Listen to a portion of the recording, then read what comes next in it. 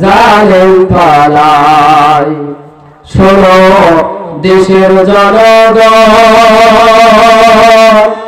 5 আগস্টে হয়ে গেল জালিমের পতন, ঠিক না? শোনো দেশের জনগণ, 5 আগস্টে হয়ে গেল জালিমের পতন। তারা আলেম মেরে চেয়েছিল থাকতে ক্ষমতায়, তারা ছাত্র মেরে চেয়েছিল থাকতে ক্ষমতায়। হাসিনা আলেম মেরে চেয়েছিল থাকতে ক্ষমতায়, থাকিতে পারে নাই।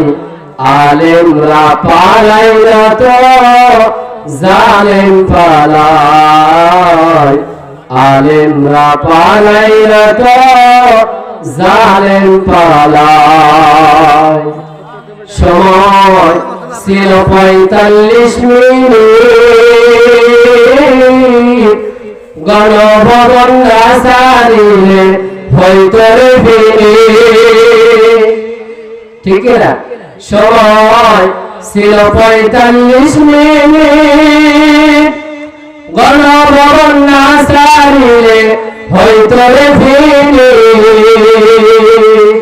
হাসিনা পালাবে কোথায়, এ দূরের গর্ত তো নাই। হাসিনা পালাবে কোথায়, এ দূরের গর্ত তো নাই। তাই ইন্ডিয়া চইলা যায়, আলেমরা পালাইলা তো জালেম পালায়। আলেমরা পালাইলা তো জালেম পালায়, ঠিক না? ওরে গাইবান্ধার মুসলমান, আজকে যদি এই বাংলার জমিনের মধ্যে কোরআনের রাষ্ট্র কায়েম হয়, কোরআনের সংবিধান কায়েম হয়, আজকে আপনি আমি ইনসাফের বিচার পাবো, কথা বলেন ঠিক কিনা? আল্লাহর নবী মুহাম্মদুর রাসূলুল্লাহ সাল্লাল্লাহু আলাইহি সাল্লাম যেরকম ভাবে 1000 বছর আগে ওই যে মক্কার মধ্যে, ওই যে মদিনার মধ্যে ইনসাফের বিচার কায়েম করে গেছে, আমাদের বাংলার জমিনের মধ্যে আজকে যদি কোরআনের রাষ্ট্র কায়েম হয়, কোরআনের সংবিধান কায়েম হয়, আল্লাহর কসম করে বলে গেলাম অবশ্যই আপনি আমি ইনসাফের বিচার পাবো ইনশাআল্লাহ। আল্লাহর নবীর কাছে একজন কাফের আসলেন, নবীজিকে বললেন, নবী আপনার একজন সাহাবী আমার গালের মধ্যে থাপ্পড় বসাইছে, আপনি বিচার করেন। নবীজি বললেন, ও ইহুদি আপনি বসেন। নামাজ শেষ হওয়ার পর সাহাবাদেরকে বললেন, তোমরা বসে পড়ো। সাহাবাদেরকে বসানো হলো।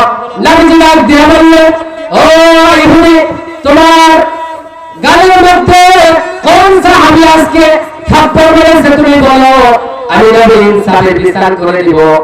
নবীজিকে বলা হলো, আপনার বড় সাহাবী আবু বকর আমার গালের মধ্যে থাপ্পড় লাগায় দিয়েছে। নবীজি ডাক দিয়ে বললেন, আবু বকর সামনে আসো, তুমি কেন মেরেছো? আবু বকর ডাক দিয়ে বললেন, নবী এই ইহুদির সঙ্গে